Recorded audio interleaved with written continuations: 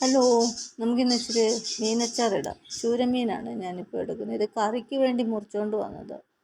അപ്പോൾ അതിൽ നിന്ന് കുറച്ചെടുത്ത് നമുക്ക് അച്ചാറിടാം. ചെറിയ കഷ്ണങ്ങളാക്കി മുറിച്ച് കഴുകി വെള്ളം തോരാനായിട്ട് നമുക്ക് ഒരു അരിപ്പ പാത്രത്തിനകത്തോട്ട് ഇട്ട് വെക്കാം. അതിന് ശേഷം നമുക്കൊരു കുരുമുളകും ഉപ്പും കൂടെ ഇട്ട് പൊടിച്ചുകൊണ്ട് വരാം. മീനിന് ആവശ്യമായ ഉപ്പിടണം. അതിന് ശേഷം ആ പൊടിയും മഞ്ഞൾപ്പൊടിയും കൂടെ ഇട്ട് നമുക്ക് ആ മീനിനകത്തെല്ലാം ഇച്ചിരി വെള്ളം കൂടെ ഒഴിച്ച് കുഴച്ചിട്ട് നമുക്ക് ആ മീനിനകത്തിട്ട് എല്ലാം കൂടെ ഇളക്കി ഒരു അരമണിക്കൂർ വയ്ക്കുക.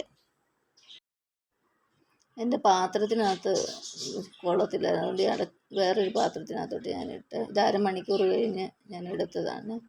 അതിന് ശേഷം നമുക്കൊരു പാനിനകത്തോട്ട് വെളിച്ചെണ്ണ ഒഴിച്ചാൽ നമ്മളിത് വറുക്കുന്നത്.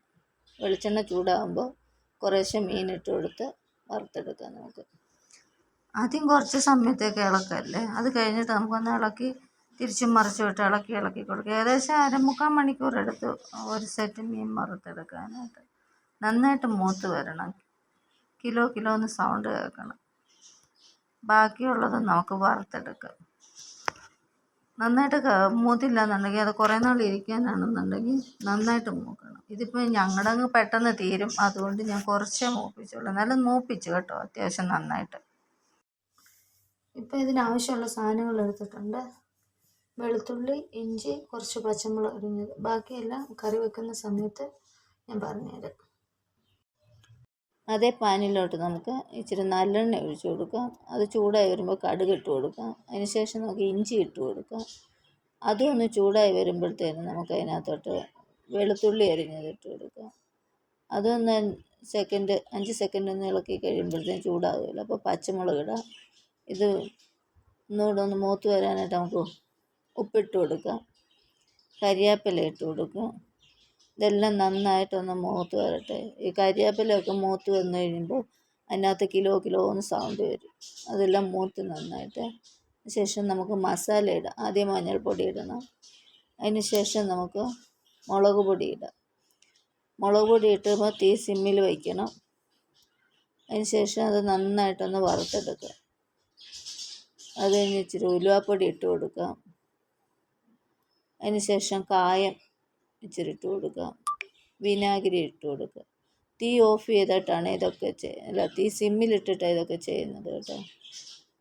അതിന് ശേഷം നമുക്ക് വിനാഗിരി എണ്ണയിലും കിടന്നാണ് ഇത് വേവേണ്ടിയത്. അതിൽ വെള്ളമൊന്നും ഒഴിച്ച് കൊടുക്കാൻ പാടില്ല. ശേഷം ഞാനിപ്പോൾ തീ ഓഫ് ചെയ്ത് വെച്ച് ഇനി നമുക്ക് അതിനകത്തോട്ട് നന്നായിട്ടൊന്ന് വഴറ്റി എടുത്തതിന് ശേഷം ഇതിനാവശ്യമായിട്ടുള്ള ഉപ്പിട്ട് കൊടുക്കാം. ഉപ്പെല്ലാം ഒന്ന് വഴറ്റി മസാലയിലെല്ലാം ഉപ്പെല്ലാം ഒന്ന് ശരിക്കൊന്ന് പിടിക്കട്ടെ. അതുവരെ ഒന്ന് ഇളക്കി കൊടുത്തുകൊണ്ടിരിക്കുക.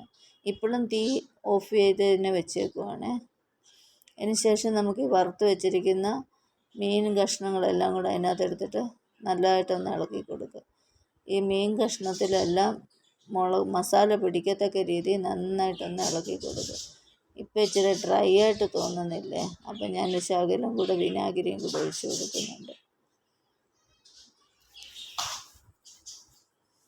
അതും ഒഴിച്ച് കൊടുത്തതിന് ശേഷം നമുക്ക് തീ കത്തിച്ച് കൊടുക്കുക. എന്നിട്ട് അതിനകത്ത് കിടന്ന് നന്നായിട്ട് ഇളക്കി കൊടുക്കുക. അതിനകത്ത് കിടന്ന് ഈ മസാലയെല്ലാം മീനും മസാലയെല്ലാം കൂടെ നന്നായിട്ടൊന്ന് യോജിച്ച് വരട്ടെ. എല്ലാം നന്നായിട്ട് ഇളക്കിയെടുത്തു. ഈ സമയം ആവശ്യമാണെങ്കിൽ ഉപ്പും ഒക്കെ നോക്കിയിട്ട് ഉപ്പൊക്കെ എടുക്കണം. എല്ലാം ഞാൻ നന്നായിട്ട് ഇളക്കി യോജിപ്പിച്ച് തീ ഓഫ് ചെയ്ത് വാങ്ങി വെച്ചു. ഇത് തണുത്ത് കഴിഞ്ഞാലത്തെ അവസ്ഥയാണ്. ഇങ്ങനെ തണുത്ത് കഴിയുമ്പോൾ നമുക്കിത് ഓരോ കുപ്പികളിലാക്കി അടച്ച് വയ്ക്കുക. അപ്പോഴൊഴിച്ച എണ്ണയെല്ലാം മസാല എണ്ണയെല്ലാം നല്ല ഊണൊക്കെ പിടിച്ച് നന്നായിട്ട് വന്നിട്ടുണ്ട്. ഇതിനകത്ത് നമ്മൾ വെള്ളമൊന്നും ഒഴിക്കാൻ പാടില്ല. പുളിക്ക് ആവശ്യമായിട്ട് നമ്മൾ വിനാഗിരിയാണ് ഒഴിക്കുന്നത്. വിനാഗിരി ഒഴിച്ച് നമ്മളൊന്ന് തിളപ്പിച്ചിട്ട് അത് തണുത്ത് കഴിയുമ്പോൾ കുപ്പികളിലാക്കി വെക്കുക. എൻ്റെ വീട്ടിലൊക്കെ പെട്ടെന്ന് തീരും. കുറേ നാൾ ഉപയോഗിക്കേണ്ടി വരെ നല്ലതായിട്ട് കുപ്പിയിലാക്കി അടച്ചു വെച്ച് ഉപയോഗിക്കുക.